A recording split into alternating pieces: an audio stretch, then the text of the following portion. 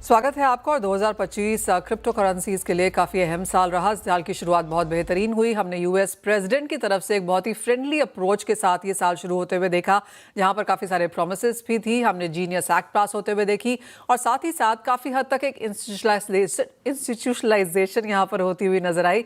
Corporate treasuries में, सॉवरेन्स में यहाँ पर क्रिप्टो को अहमियत मिलते हुए हमने देखी।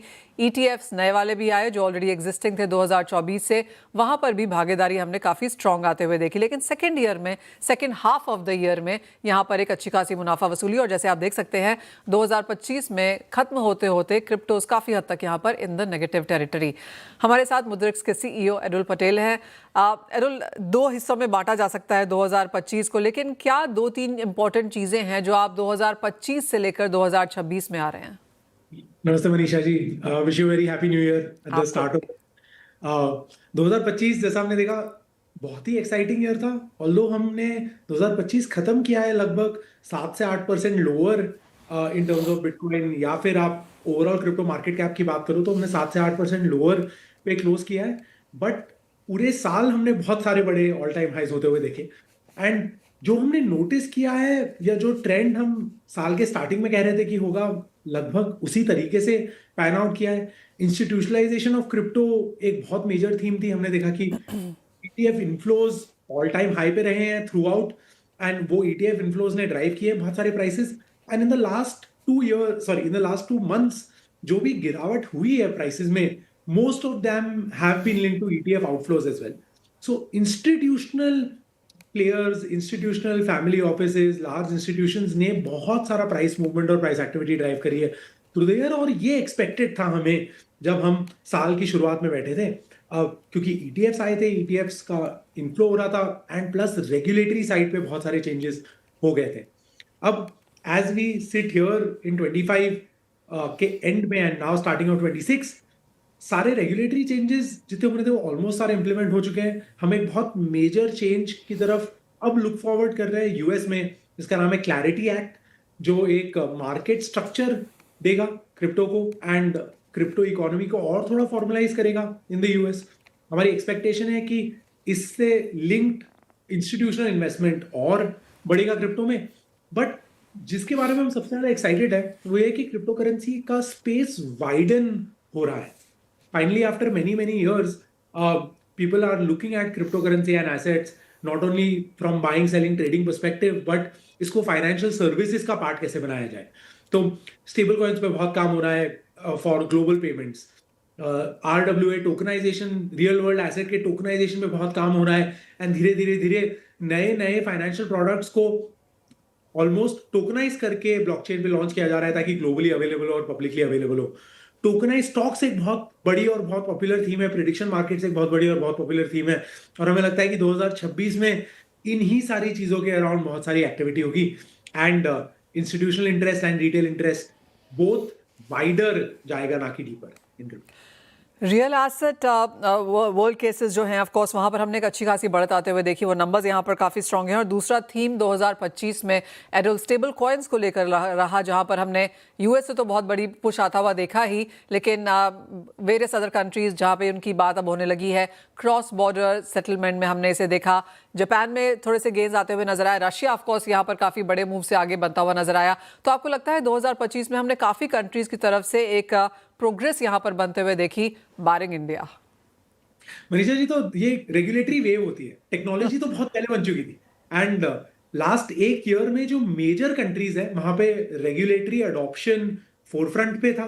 एंड आई थिंक वो रेगुलेटरी अडॉप्शन अब धीरे धीरे ट्रिकल कर रहा है और सारी कंट्रीज में भी। तो अर्लियर इन द ईयर हमने यूरोप, यूएस में एक्टिविटी होते हुए देखी, जापान, सिंगापुर में एक्टिविटी होते हुए देखी। Later on in the year more developing countries में प्रोग्रेस हो रही थी। In fact as we start the year this year it's expected कि वियतनाम में स्टेबल कॉइन्स लीगलाइज हो रहे हैं, मलेशिया में स्टेबल कॉइन्स के अराउंड एक प्रॉपर फ्रेमवर्क आ रहा है। तो स्पेसिफिकली स्टेबल कॉइन्स ने तो पेमेंट्स की दुनिया को पूरा ही हिला दिया है, specifically global cross border payments के पर्सपेक्टिव से। इंडिया में हम यूपीआई के द्वारा शील्डेड है, और हम एक यूपीआई के बबल में रहते हैं, and we are all very happy with the payment infrastructure that we have. But most of the world को अवेलेबल नहीं है, इसलिए हमें the real impact of stablecoins नजर नहीं आता है। बट क्रॉस बॉर्डर पर्सपेक्टिव से, लोकल पेमेंट्स पर्सपेक्टिव से स्टेबल कॉइन बस बढ़ ही रहा है। एंड मेरे हिसाब से stablecoins are like the first real world asset to be tokenised, right? आप करेंसी को टोकनाइज करके उसको ब्लॉकचेन पे डाल के उसके यूज केसेस बिल्ड कर रहे हो, तो उसी तरीके से बाकी चीजें भी बिल्ड होगी over the next year. Anil, अगर इंडियन मार्केट्स की यहाँ पर बात की जाए तो 2025 ऑफ कोर्स वो नंबर्स थोड़ी देर में आएंगे। आई एम अज्यूमिंग कि आप अभी भी वो सारे डेटा असेस एंड एनालाइज कर रहे होंगे, लेकिन किस तरह से आप ये साल यहाँ पर बनता हुआ देखते हैं जहाँ तक अडॉप्टेबिलिटी की बात आती है? करेक्ट। तो 2025 में जैसे हमने पहले भी डिस्कस किया था कि जो हमने नोटिस किया है वो ये नहीं है कि बहुत सारा रिटेल इन्फ्लो आ रहा है। हमने ये देखा कि जो पुराने रिटेल यूजर्स थे वो वापस पार्टिसिपेट कर रहे हैं, वो धीरे धीरे करके एसआईपी सेटअप कर रहे हैं, धीरे धीरे करके अपने पोर्टफोलियो को ग्रो कर रहे हैं from a short term trading perspective to a long term investment perspective. ये एक डेफिनेट ट्रेंड था जो हमने देखा।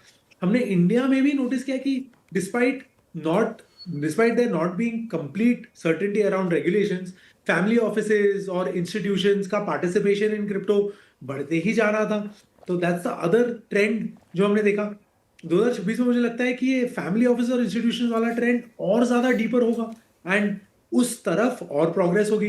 रिटेल वाली साइड हम ये नोटिस कर रहे हैं कि ट्रेडिंग एक्टिविटी, स्पेशली थोड़ा बहुत एफएनओ की तरफ ट्रेडिंग एक्टिविटी बढ़ते जा रही है एंड वी एक्सपेक्ट कि वो भी ग्रो करेगा 26 में। ऑल राइट, एडुल, ऑल क्या वॉच करना चाहेंगे 2026 में इन सेंस ऑफ पॉलिसी हो? बजट बहुत दूर नहीं है यहाँ से। हर 4 साल में हम देखते हैं कि एक सिक्लिकल मूव यहाँ पर हम क्रिप्टो में आता हुआ देखते हैं। बिटकॉइन हार्विंग के बाद एक्सपेक्टेड था शायद एक मुनाफा वसूली आएगी, लेकिन हमने उससे पहले बहुत बड़ा एक चार्ट बनते हुए देखा on the higher side and then profit taking. 2026 in sense of policy और प्राइस मूव्स के लिहाज से आपको कैसा लगता है? प्राइस मूव्स के लिहाज से मुझे ऐसा लगता है कि रिलेटिव स्टेबिलिटी रहेगी और बहुत ज्यादा प्राइस बाउंड होगा।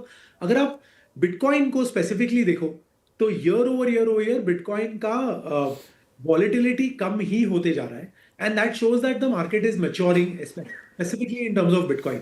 एंड वो इसलिए भी ज्यादा हो रहा है क्योंकि इंस्टीट्यूशनल अडॉप्शन बढ़ रहा है।